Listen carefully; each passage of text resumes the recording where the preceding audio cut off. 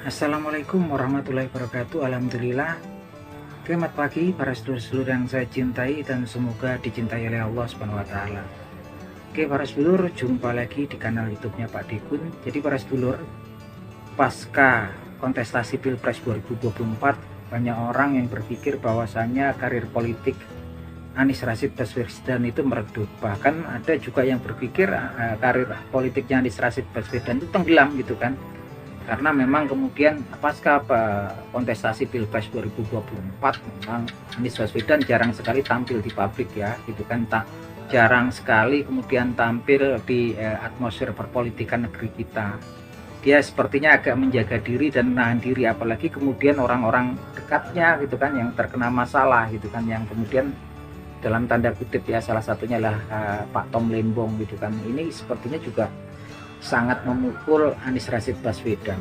Yang jelas kemudian memang Anies Baswedan ini juga seperti kayaknya ditinggalkan dulu orang-orang ataupun partai-partai yang dulu sepertinya memang sangat lekat dukungannya kepada beliau gitu kan. Yang jelas memang sedikit banyak Pak Anies ini kan punya jasa yang besar ya untuk menangguk perolehan suara buat partai-partai tersebut. Tapi tampaknya saat ini sepertinya Anies Baswedan itu berdiri sendiri gitu kan gitu. Tapi kalau saya pikir juga beberapa waktu belakangan ini banyak peristiwa yang kemudian memang menggambarkan bahwasannya Anies Rashid Baswedan ini mulai kemudian regrouping, mulai konsolidasi kemudian untuk menyusun lagi karir politiknya ya teman-teman, walau mungkin dalam kondisi titik terendah ya saya pikir gitu, ketika kemudian saya nggak ngelihat dulu tokoh-tokoh ataupun partai-partai yang dekat dengannya sepertinya Anies Baswedan sendirian ya gitu kan. Ini mungkin menjadi pembelajaran yang sangat penting dalam perjalanan hidup Pak Anies Baswedan, dalam perjalanan karir politiknya Pak Anies Baswedan ya gitu kan. Apapun kemudian ketika partai politik gitu kan, tentunya yang mereka kejar itu sebetulnya bukan ya apa ya kekuasaan lah pastinya gitu kan, ideologi enggak gitu kan. Ideologi enggak. Ini pembelajaran yang sangat luar biasa untuk Pak Anies Baswedan dalam perjalanan karir politiknya gitu kan.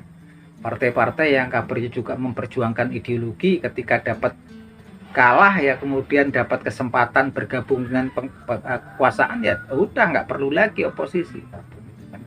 Justru saya kaget kemudian Pak Anies ini terakhir ini dekatnya malah dengan Partai Demokrasi Indonesia Perjuangan. Nah jelas sekali teman-teman, Pak Anies ini mulai kemudian konsolidasi lagi kekuatannya. Sepertinya Pak Anies semakin dekat dengan PDIP gitu kan.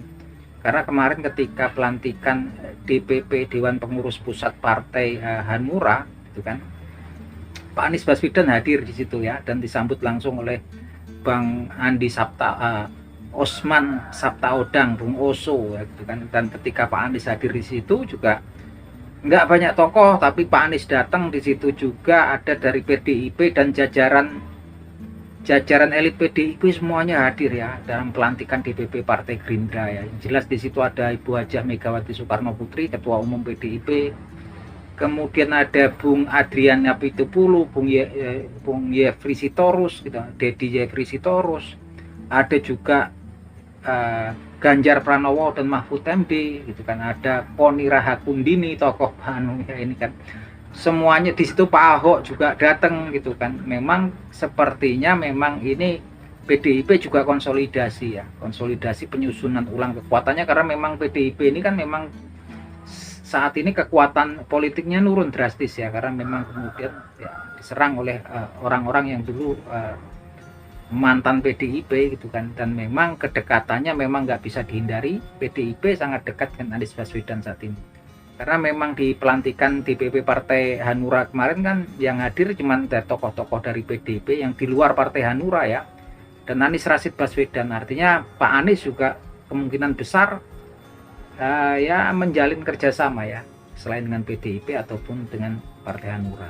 Tapi yang jelas kemudian sepertinya Pak Anies memang tetap di luar PDIP, nggak akan masuk PDIP, karena itu tentunya akan merugikan, karena memang kemudian basis politiknya Pak Anies Baswedan ini berbeda ya dengan PDIP. Justru ketika gabung ada kemungkinan pemilihnya Pak Anies Baswedan bisa ninggalin Anies Baswedan gitu kan. Tapi ketika dia cuma bekerja sama, tetap gitu pemilihnya Anies Baswedan tetap berdiri di belakangnya Anies Baswedan gitu kan. pemilihnya PDIP pun tetap berdiri di belakang PDIP. Yang jelas kalau kemudian dengan partai Hanura kemungkinan besar gitu kan, karena partai seperti Hanura juga butuh sosok yang memang kemudian bisa dipakai untuk mempromosikan perolehan suara. Yang jelas Pak Anies itu kemarin perolehannya di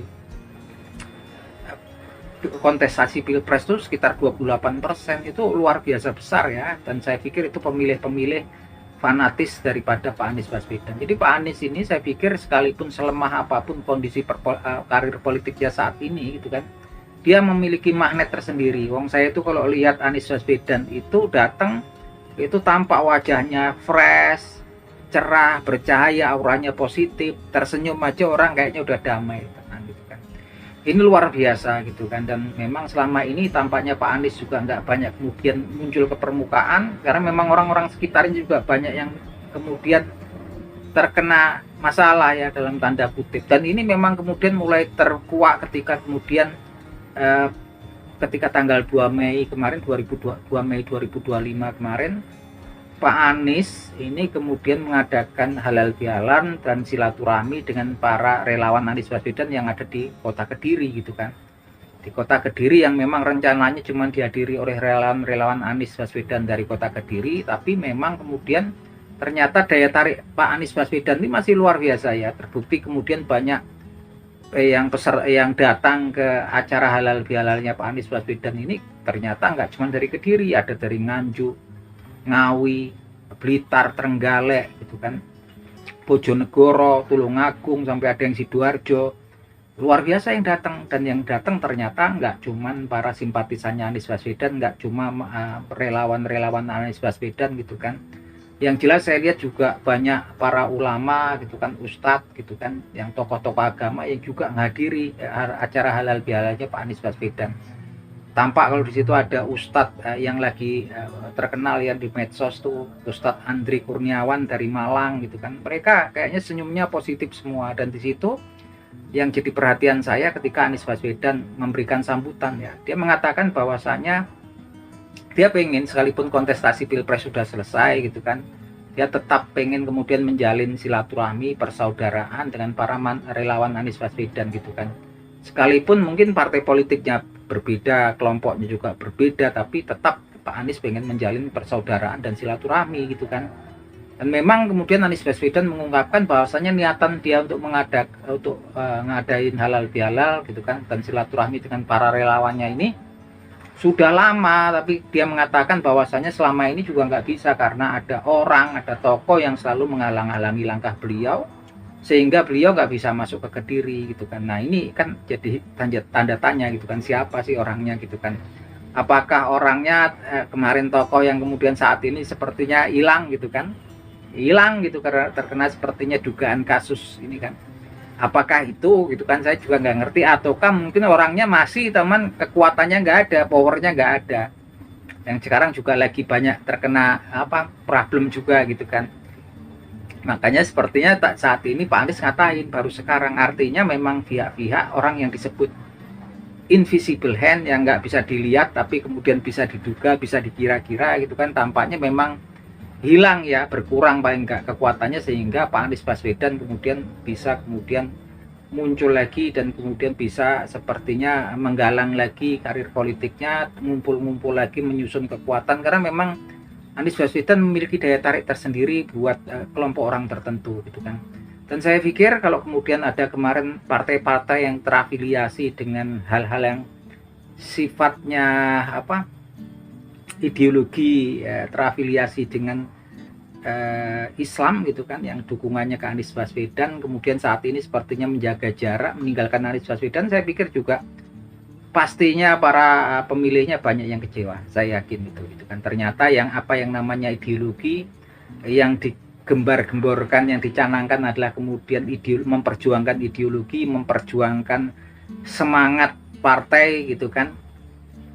Yang mana ketika kemudian memang kalah gitu kan, ya sudah, memang menguntungkan untuk gabung dengan kekuasaan, mendapatkan porsi ini daripada kekuasaan, tinggalin aja Anies Baswedan gitu kan. Lagi-lagi sah-sah saja, tapi ini jadi pembelajaran buat kita semua gitu kan, dan khususnya buat Pak Anies gitu kan.